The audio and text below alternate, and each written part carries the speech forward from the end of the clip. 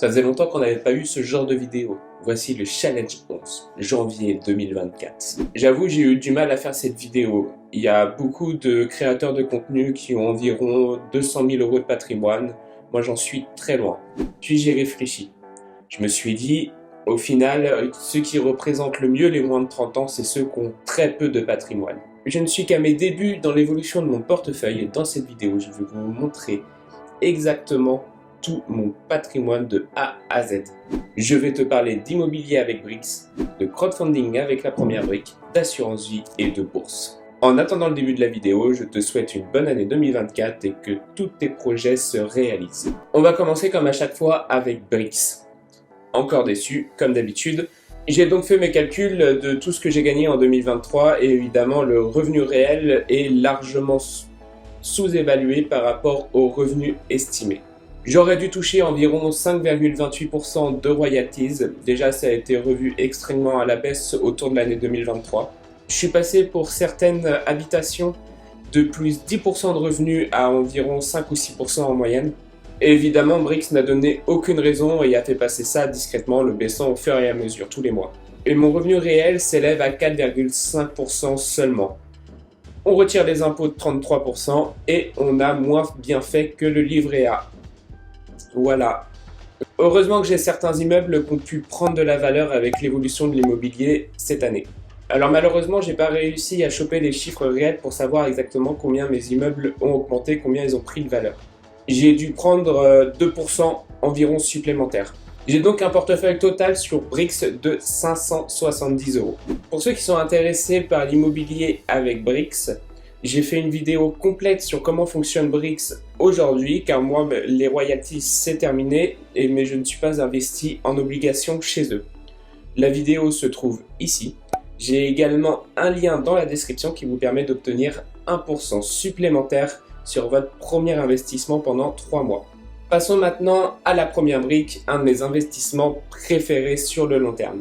Je vais être honnête avec vous, j'ai seulement gagné 20 € brut sur la première brique pour un total de 741 € investis. Soit un gain brut de seulement 2,70%.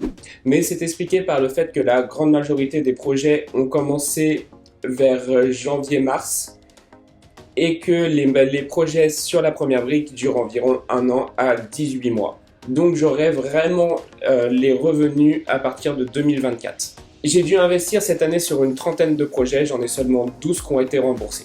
C'est vraiment un de mes investissements préférés, le crowdfunding immobilier. Le risque de défaut en plus chez la première brique, comme je le dis à chaque vidéo car c'est très important, est de 0. Ils n'ont jamais eu de retard. Si la première brique, si le crowdfunding immobilier vous intéresse, j'ai fait une vidéo également qui se trouve juste ici. Il y a un lien dans la description pour obtenir 1% supplémentaire sur votre premier projet investi et passer à 12% d'intérêt. Pour ceux qui me suivent depuis longtemps, vous savez que j'ai une assurance vie. Actuellement, elle a augmenté à 710 €. Il faut savoir qu'au début d'année, je l'estimais à 658 €. Je vous invite à revoir le challenge épisode 3 si vous voulez savoir pourquoi je l'estime à 658 €. Et je dois l'avouer, mon assurance vie m'a étonné. Je ne pensais pas qu'elle allait prendre autant de valeur. Elle a pris 7,9%. C'est pour dire que même une assurance vie est plus rentable que Brix. Allez, une petite balle perdue.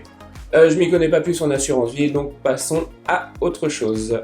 Passons à la vidéo qui vous intéresse probablement plus, le détail de mes investissements boursiers. Commençons par le fait que c'était la première année en 2023 que je commençais à investir en bourse pour de l'investissement.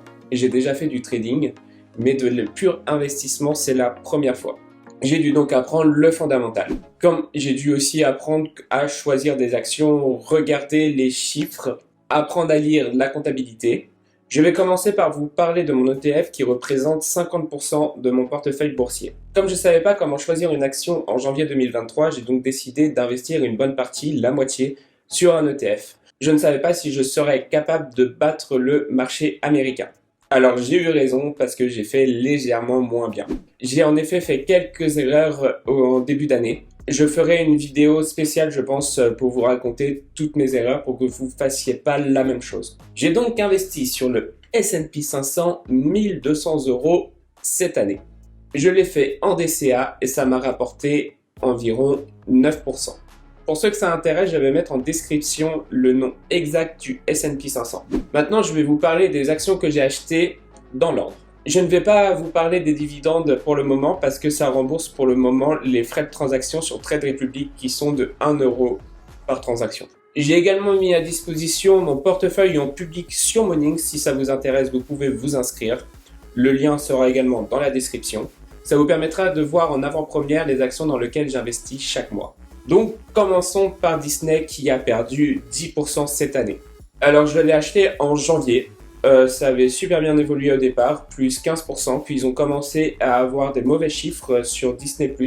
Pas mal de problèmes avec leurs films, surtout Marvel, qui ne fonctionnaient de moins en moins bien au cinéma. Ces derniers mois, il y a eu un changement de direction et l'action commence à remonter. Je suis passé de moins 20% à moins 10%. J'espère que ça va revenir en milieu d'année à 0. Ensuite, en février, j'ai investi sur Adobe. Une de mes meilleures actions. Je suis jamais allé en négatif. Ça a monté en ligne droite pour atteindre plus 52%.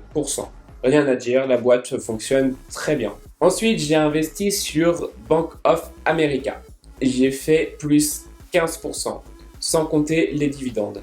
Je souhaitais avoir une valeur sûre dans mon portefeuille et être diversifié. Cette action a bien évolué en fin d'année grâce à l'inflation qui s'est stabilisée et les taux d'intérêt qui vont continuer à descendre petit à petit.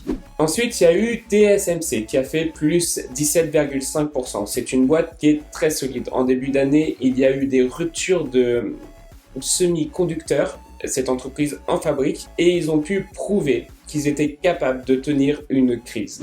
Et maintenant, passons à PayPal. Ça a été pendant au moins 6 mois la pire action que j'ai eue dans mon portefeuille. Je suis descendu presque à moins 30%. Elle s'est reprise en fin d'année pour atteindre les moins 9%. C'est une action très solide et je pense qu'elle va reprendre son cours normal petit à petit au fur et à mesure des mois qui vont suivre. Et maintenant, passons à la pire action dans laquelle j'ai investi cette année, Pfizer. Moins 23%. Elle sera probablement dans ma vidéo des erreurs en 2023 que j'ai pu commettre. Je n'ai pas su l'analyser correctement et je n'ai pas vu que les chiffres d'affaires de Pfizer étaient exceptionnels grâce au vaccin de Covid et qu'ils misaient tout en 2023 et en 2024, surtout sur leur vaccin. Ce qui ne sert strictement à rien car plus aucun pays n'achète des vaccins pour le Covid. Enfin si, ils en achètent, mais pas comme avant. Après, Pfizer est une boîte qui est extrêmement solide, elle a plus de 100 ans, donc je pense qu'ils vont s'en remettre très bien de cette erreur qu'ils ont pu commettre. Et l'action reprendra son cours petit à petit. Passons à Airbnb. J'ai voulu avoir une action un peu moins cotée, un peu moins grosse, pour avoir de la volatilité et espérer dans quelques années avoir une action qui fera plus 100, plus 200%. Mais comme Airbnb est une entreprise qui est quand même très solide, qui est connue dans le marché mondialement, je ne prenais pas non plus un risque énorme. Au pire, le prix se stabilisait. Elle a donc fait plus de 3,5%, pour des pics en 2023 à plus 20%. Ensuite, j'ai investi sur ASML. Pour ceux qui ne connaissent pas, c'est une entreprise européenne qui construit des machines, qui construit des semi-conducteurs. Alors vu que j'étais vraiment beaucoup sur le marché américain, j'avais que TSMC qui était taïwanais, il me fallait une entreprise qui n'était pas américaine. Il me fallait diversifier mon portefeuille au niveau aussi géographique. J'ai donc choisi cette entreprise et j'ai pas fait d'erreur, elle a fait plus 17% cette année. Et elle continue petit à petit à grimper. Ensuite, en fin d'année, en décembre, Amazon a subi une petite baisse, une petite correction. Et j'ai tenté de rentrer là-dessus, j'ai fait plus 1% en un mois vu que je suis rentré dessus en décembre. Bon, il n'y a pas besoin de présenter Amazon, je pense, c'est une action dans laquelle il faut investir. Ils ont un gros potentiel. Sur le top 5, c'est probablement celui, je crois, de mémoire qui fait le plus petit chiffre d'affaires. Donc l'évolution d'Amazon peut être encore énorme avec l'intelligence artificielle, avec tout ce qu'ils font, leurs magasins et tout ça. Le cloud aussi. C'est clairement une entreprise à gros potentiel. Donc au total, il faut savoir que mon portefeuille boursier a fait plus 7%, soit un gain de 200 €. Ce qui était mon objectif. Enfin, j'avais un objectif à 8%, mais avec Amazon qui a fait plus 1%, ça a un petit peu baissé. Après, malheureusement, mon portefeuille boursier a fait moins bien que le S&P à cause de quelques erreurs qui sont Pfizer, Disney et PayPal. C'est vrai que sur ces 3 actions-là, j'aurais pu les éviter si j'avais fait un meilleur fondamental. Après, je pense que la jeunesse de mon portefeuille joue également à ma défaveur, à voir ce que ça donne pendant un marché qui serait beaucoup moins haussier qu'on a pu avoir en 2023. J'aurai à peu près une meilleure idée de l'évolution de mon portefeuille, de sa solidité en 2024. Donc, au total, avec BRICS, mon assurance vie, la première brique et la bourse, mon portefeuille s'élève à 4 620 €. Ce qui n'est pas énorme, je vous l'accorde, quand on compare à des portefeuilles de certains créateurs de contenu qui dépassent les 200 000 €, mais comme je l'ai dit dans l'introduction, mon portefeuille est jeune et je pense que je représente beaucoup mieux les moins de 30 ans. Pour votre information, j'investis 200 € par mois et en 2024, je veux passer à 250 voire 300 si mes finances le permettent. J'espère atteindre les 8 000 € en fin d'année 2024. Merci d'avoir regardé la vidéo jusqu'au bout. N'oubliez pas de partager votre patrimoine si vous le souhaitez dans l'espace commentaire. N'oubliez pas également de liker la vidéo et de vous abonner. Et je vous dis à la prochaine pour une nouvelle vidéo. Allez, ciao!